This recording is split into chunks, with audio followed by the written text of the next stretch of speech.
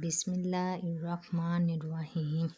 حضرت نعمان بن بشیر رضی اللہ تعالیٰ عنہ کہتے ہیں کہ رسول اللہ صلی اللہ علیہ وسلم نے فرمایا، مومن اور موت کی مثال اس آدمی کی طرح ہے جس کے 3 دوست ہیں، ایک مال ہے۔ اس نے کہا جتنا چاہو لے لو۔ دوسرے نے کہا میں تمہارے ساتھ ہوں، جب تم مر جاؤ گے تو قبر میں اتار دوں گا۔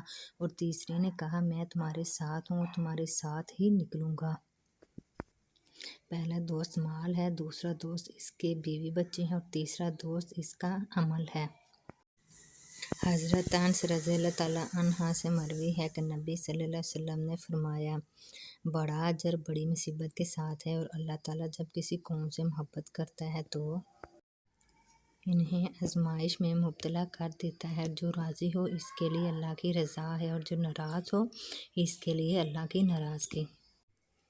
حضرت موسیٰ بن سعد رضی اللہ تعالیٰ عنہ اپنے والد سعد رضی اللہ تعالیٰ عنہ سے بیان کرتے ہیں کہ میں نے رسول اللہ صلی اللہ علیہ وسلم سے کہا، لوگوں میں کسی شخص پر سب سے زیادہ سختی آتی ہے؟ آپ صلی اللہ علیہ وسلم نے فرمایا، انبیاء علیہ السلام پر، پھر ان کے قریب آدمی کو اس کے دین کے بقدر آزمایا جاتا ہے۔ اگر اس کا دین مضبوط ہو تو اس کی آزمائش بھی شدید ہوگی، اگر اس کے دین میں کوئی نرمی ہو تو اسے اپنے دین کے بقدر آزمائش دی جائے گی۔ بندے پر ہمیشہ کوئی نہ کوئی آزمائش رہتی ہے، حتیٰ کہ اسے اس حال میں چھوڑتی ہے کہ وہ زمین پر چلتا ہے لیکن اس کا کوئی گناہ باقی نہیں رہتا۔ حدیث نمبر 3270۔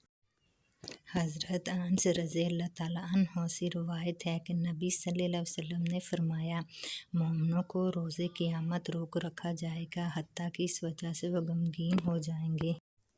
وہ کہیں گے کاش کہ ہم اپنے رب کے حضور کوئی سفارشی تلاش کریں تاکہ وہ ہمیں ہماری اس جگہ سے نجات دے دے۔ وہ آدم علیہ السلام کے پاس آئیں گے اور کہیں گے، آپ آدم تمام انسانوں کے باپ ہیں، اللہ تعالیٰ نے آپ کو اپنے ہاتھ سے تخلیق فرمایا، آپ کو جنت میں بسایا، اپنے فرشتوں سے آپ کو سجدہ کرایا اور آپ کو تمام چیزوں کے نام سکھائے۔ اپنے رب کے حضور ہماری سفارش کریں حتیٰ کہ وہ ہمیں ہماری اس جگہ سے نجات دے دیں۔ وہ کہیں گے میں وہاں تمہاری سفارش نہیں کر سکتا۔ وہ اپنی اس خطا کو یاد کریں گے جس کا ارتکاب اس درخت کے کھانے سے ہوا تھا، حالانکہ انہیں اس سے منع کیا گیا تھا، بلکہ تم نوح علیہ السلام کے پاس جاؤ، وہ پہلے نبی ہیں جنہیں اللہ تعالیٰ نے اہل زمین کی طرف مبعوث فرمایا تھا۔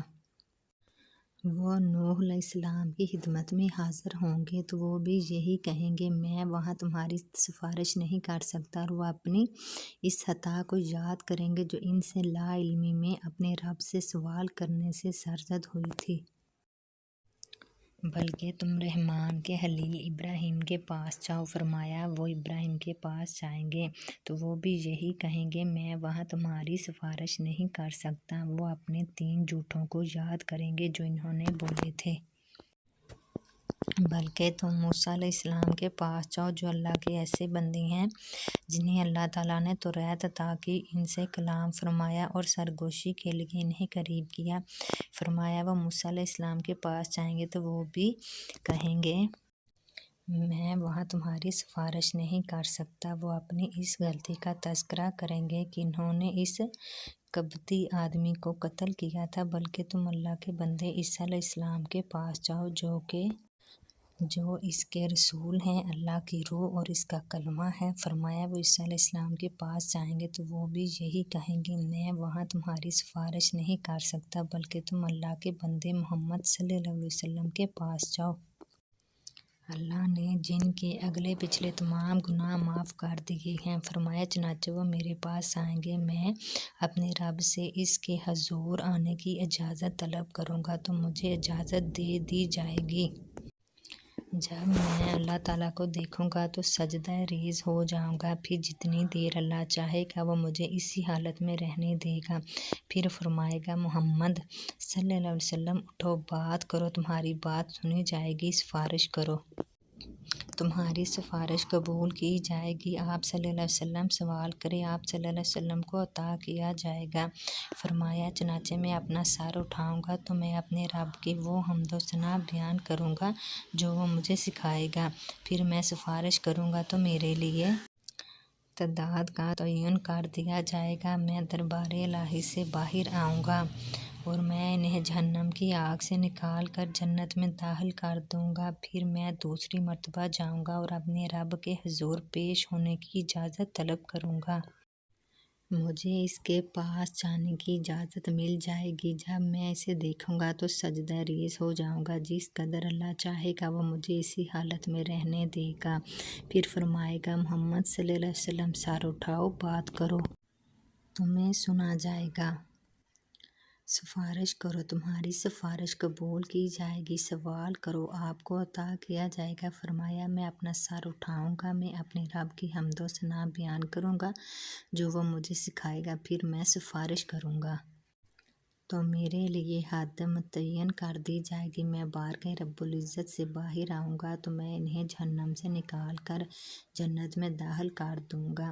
پھر میں تیسری مرتبہ جاؤں گا، اپنے رب کے پاس جانے کی اجازت طلب کروں گا تو مجھے اس کے پاس جانے کی اجازت مل جائے گی۔ جب میں اسے دیکھوں گا تو سجدے میں گر جاؤں گا۔ اللہ جب تک چاہے گا مجھے اسی حالت میں چھوڑ دے گا۔